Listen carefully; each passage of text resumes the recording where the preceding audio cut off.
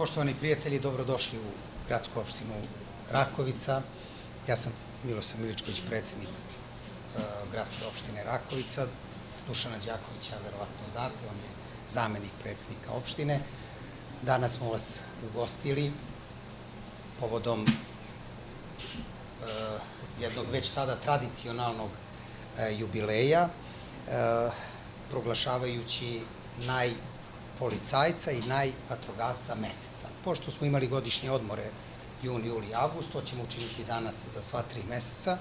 Ja kao novi predsednik opštine želim da vam se zahvalim na požrtvovanju i na svemu tome što činite za bezbednost građana i Rakovice, imovine i lica i svega ostalog.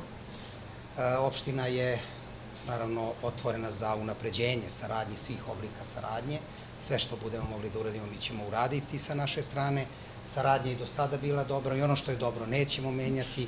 Ono što možemo da učinimo boljim učinit ćemo na vaše predloge, na naše, da ta saradnja bude još bolja. Vama koji ste dobitnici ovih nagrada i zahvalnica, zaista se zahvaljujem u ime svih građana Rakovice, u ime zaposlenih u opštini Rakovica i želim da opravdate i u budućnosti još veće požrtvovanje pokažete služeći svojoj službi i svom narodu.